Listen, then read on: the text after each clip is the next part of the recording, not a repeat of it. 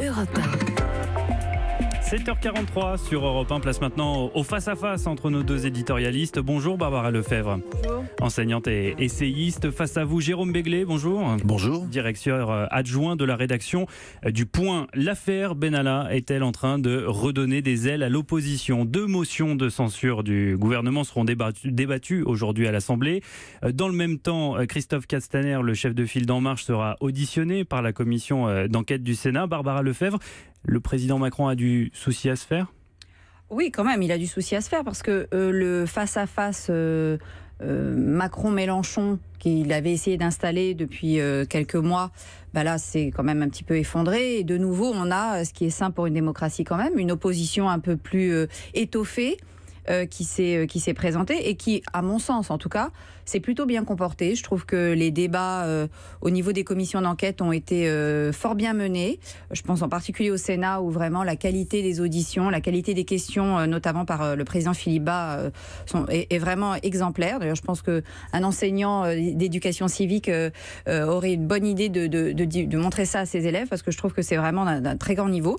Après, oui, il a du souci à se faire parce que Mélenchon est mis un petit peu en arrière-plan, Marine Le Pen est revigorée, et puis surtout, je pense que les Républicains, là, ont vraiment eu une occasion d'exister un peu mieux, et je pense notamment que la stratégie de Laurent Wauquiez de garder le silence a été très bonne, parce qu'il laisse aux parlementaires cette possibilité de s'exprimer dans une certaine sérénité. Et je pense que de son point de vue à lui, c'est une très bonne stratégie pour l'après. Jérôme Béglé, vous êtes d'accord? L'opposition qui pendant un an a eu la tête sous l'eau et qui là enfin respire un peu? L'opposition s'apprêtait à clore une saison en enfer et finalement, avec l'été et le 14 juillet est arrivée la résurrection.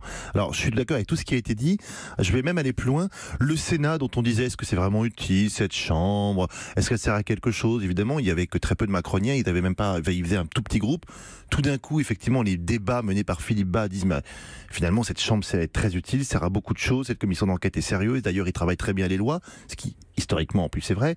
Deuxièmement, l'ancien monde que l'on croyait remisé de très loin, c'est quand même lui qui reprend la main au moment où il y a ces grands moments de la constitution de la Ve République, en l'occurrence la motion de censure. Qu'est-ce qu'on va voir cet après-midi? On va voir 2 leaders de l'opposition, un de droite, un de gauche, qui va monter à la tribune de l'Assemblée nationale, qui va interpeller directement le Premier ministre. Celui-ci va être contraint de répondre, donc ça va donner un peu de poids à ces oppositions. Face à cela, la ribambelle de députés La République En Marche n'ont pas du tout été élus pour avoir affaire à ce genre de difficultés. Ils ont été élus pour changer le monde. Ils ont été élus pour voter des lois toute la journée. Et là, on leur demande d'aller ferrailler dans les médias pour éviter une crise politique. Ils savent pas faire, parce qu'on leur a pas donné le manuel. Ils n'ont pas le vadémécum pour ça. Moyennant quoi, effectivement, depuis 10 jours, l'opposition respire, l'opposition se prend à espérer, et surtout, elle se dit que peut-être il y aura cet après-midi 4, 5, 6, 10 voix qui vont s'égarer de l'immense majorité de La République En Marche, pas forcément pour voter la motion de censure, mais en tout cas pour peut-être s'abstenir. Oui, parce que mathématiquement, ces motions de censure, Barbara Lefebvre, elles n'ont aucune chance de passer.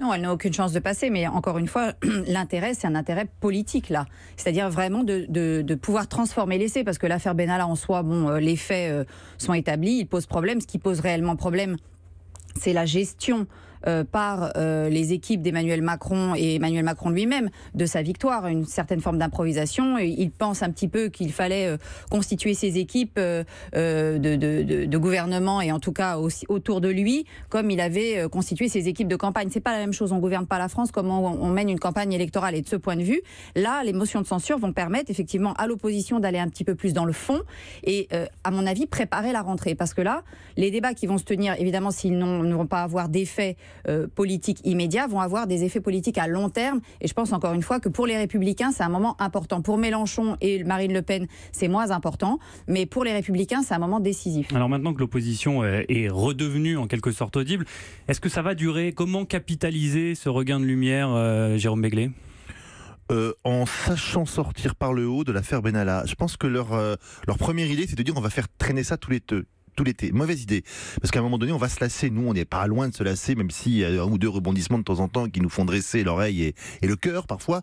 Mais il va falloir à un moment donné s'en sortir. Et il va falloir dire, c'est donc ça qu'on nous avait vendu. On nous a dit que François Hollande était bon à acheter aux orties. On nous a dit que François Fillon était empêtré dans des affaires. Mais regardez où ils en sont là.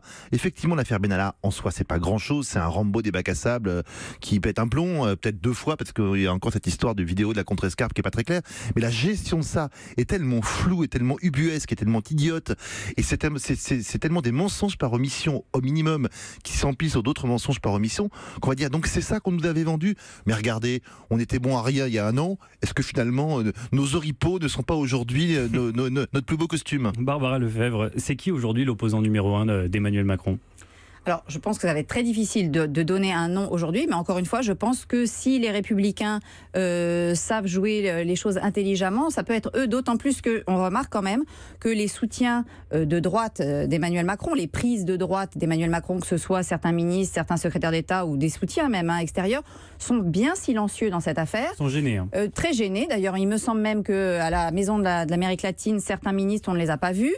Ils ont sans doute préféré s'absenter pour des réunions. Je pense que c'est très représentatif de cette gêne aujourd'hui d'un certain nombre, et d'ailleurs aussi du socle électoral un petit peu de droite qui avait rejoint Emmanuel Macron au second tour, qui n'apprécie pas du tout ce genre de comportement. Et d'ailleurs, c'est le cercle restreint socialiste qui était aux premières loges avec Emmanuel Macron au début, qui monte au créneau, mais c'est certainement pas les membres de la droite qui l'avaient rejoint plutôt dans l'entre-deux tours. Il y a un homme tapis dans l'ombre qui, à mon avis, fourbit ses armes, c'est François Hollande. On l'a pas justement, entendu, je voulais en parler. Il est discret, mais quand il va faire une sortie, ça fera pas plouf, mais ça fera un petit peu de bruit. Alors quand même. Justement, hier dans le Parisien, on a pu lire une interview de Julie Gaillet, sa compagne, qui affirme ceci: il y a une vraie attente, beaucoup de gens espèrent son retour. Ça y est, c'est lancé le comeback Hollande 2018 ? Qu'il y ait beaucoup de gens qui attendent son retour, je pense que là, il faut pas prendre ses rêves pour réalité. Elle dit par ailleurs qu'il a beaucoup d'humour. Donc... Oui, bah, peut-être que c'est de l'humour corrézien, comme on disait autrefois. Je suis pas certain que les Français se mettent sur les Champs-Élysées pour acclamer son nom avec des rameaux d'olivier en disant pourvu qu'il revienne.